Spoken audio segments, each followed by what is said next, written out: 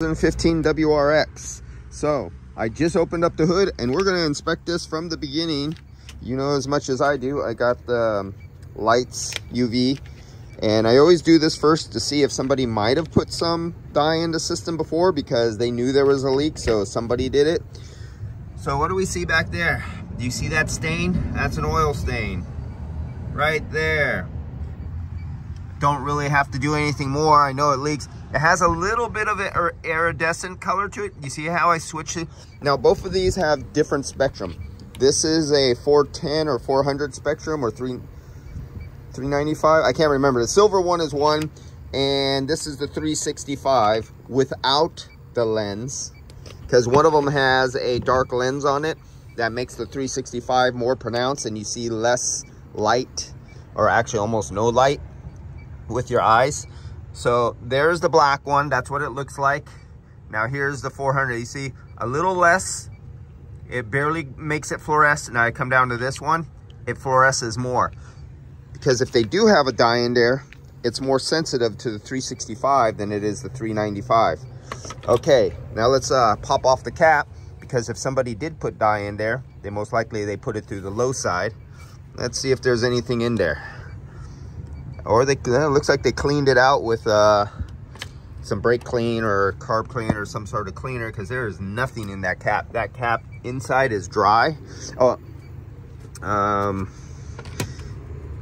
already checked the cap with the leak detectors. You do that before you pull the caps off. Let's look inside the cap. Nothing. Inside the cap, nothing. Inside there, nothing. So either somebody put in dye and cleaned it really good, because if I look in there really carefully, way down in there, there's no oil residue in there. And usually when you hook up gauges and you take them off, there'll be oil residue. Look at the low side. There's no shine of residue or anything inside there. So I believe somebody either never touched these or cleaned them. Oh, let's go down to the infamous condenser leak.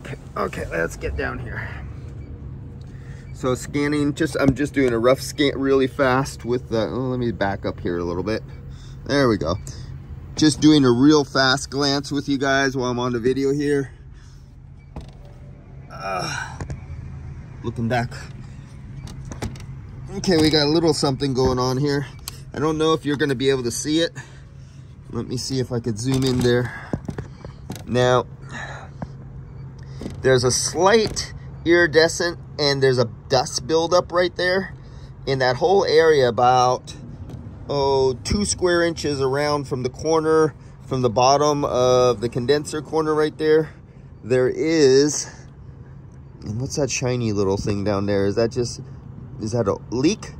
Because somebody put dye, or is that a little tidbit of, do you guys see it? Let me zoom in on it. Right there. So there's contaminants out, little bits of plastic and stuff like that, and things on the road that are fluorescent. And they could jump up onto and get stuck to the oil on a condenser and make you believe that that is the actual leak when it's not. Okay, let me turn these off. Oh yeah, and these are UV beast. And I tell everybody, for the bang for the buck, you are not going to buy anything better than this. There is one other company that makes a good little one, Conroy, and I recently found out earlier last year that Conroy makes a big one like this, and I'm thinking of purchasing it to do a head-to-head comparison with the UV Beast to see, are they equal or better? Because if it's better, I want it, and if it's better, I'm going to let you know. What else? Let me see if there's pressure in. Oh, let's do this. Leak test. One's never enough. That's one. There we go. Bingo. Get down to that one. Right at the, see where I'm at? Right at the O-ring crack. Bingo. So that's always given. I just wanted to show you because I could see a oil film right there. You see that really light oil film with the dust buildup right there? If you could see up here, it's dry, and then just below that, It's a darker color, and you can see dust building up. And these usually always leak too.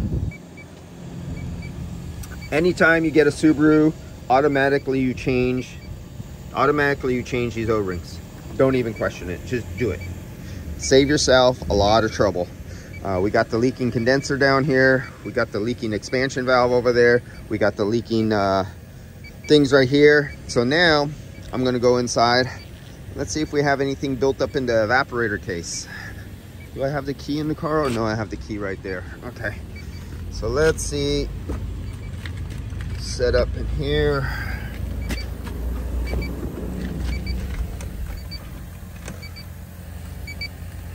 Okay, so what I'm gonna do, I'm gonna set these up. Hopefully it's not on high speed already. And so this car's been sitting for hours.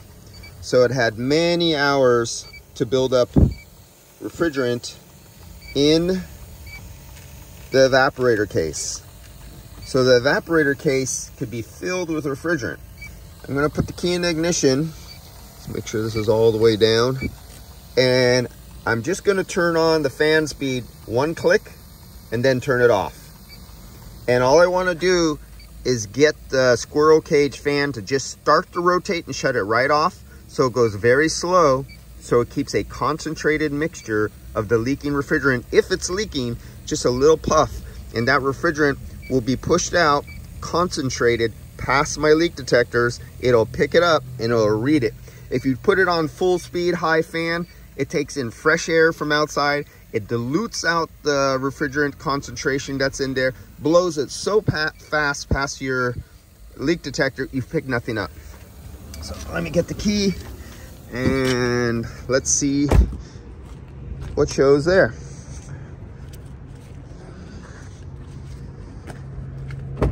So these are just some of the procedures, and I'm not even going over them very thorough because I'm holding a video camera and I need to get work done and go back to leak testing. Okay, so foot on clutch. Whoa, make sure I'm not in gear. Look there. Make sure it's off. Don't be on. Okay, click on. Oh, where's our mode? Okay, so we're in fresh air mode. We're in heater for up there. I don't want heater up there. I want mode. Get that off. And I want the mode in the face only. What other mode is there? Boom, boom. No, I don't want that one. Well, I guess I get that one. But I don't want it yet. Well, it says it's doing it. I don't see nothing. I don't feel it. Oh yeah, I do. And nothing, there was no beeping or nothing like that. I hate it when I can't have 100% control over everything. So you're supposed to, if you could get the car when you sit it and park it outside, guys, and you got to train your service riders or your customers, or when the car is going to sit for a few hours, don't go grab the car and bring it into shop, because you lose this opportunity. Because if the service rider or whoever grabs your cars or yourself goes outside, starts this car up, the fan goes, you just blew out all the refrigerant that could possibly have been building up in there over the last 30 minutes or a couple hours. You lost your chance to do this test if it's a small leak. So the way you park the car and you instruct, if you know you're a technician, you're going to work on this car, and your turn is going to come up on this car by lunchtime or something, and it's still in the morning, you have 3 more cars to do, leave that car set up there, but go out there, turn it on, get your fan and set it in the lowest mode, put it on recycle, put it on face, put your leak detectors, more than one, because one is never good enough. If there's a problem with one, at least you have a secondary backup to prove that it's still leaking. And then you get out to the car, put your face up by where the vent is, and turn on the ignition, and then turn it right off again. And usually you feel a little bit of air just blow, because your eye and the skin under your eye and under your nose, the lip, that skin is very, very sensitive to even the slightest movement. You don't even want to hear the fan. If you can at all possible, Never let the fan go fast. You just want it on, off. And if you know that's enough where you just get a little air, that is how you find your really, really small leaks. Because as soon as that fan stays running, it starts diluting fresh air, diluting down the refrigerant concentration. I have to stress that because I want you guys to get better and find leaks that you're missing. Now, if your shop buys cheap, janky refrigerant leak detectors that were only good the first month or two when they opened them up out of the box and then they lost sensitivity after that, you can't do nothing about a cheap idiot. And there'll be a lot, and there's lots of them. I've worked out there, I know. There's a lot of that shit going on. Oh, but it works. Look, I cracked the bottle and I put it up to it and beeped. That's like I dunked somebody into a swimming pool and I pulled him out and he was wet. That's how much refrigerant. When you crack a bottle or get a cap and you put your leak detector up to it, that's like throwing your leak detector into a bath of refrigerant. That's just plain stupid. But we got those people.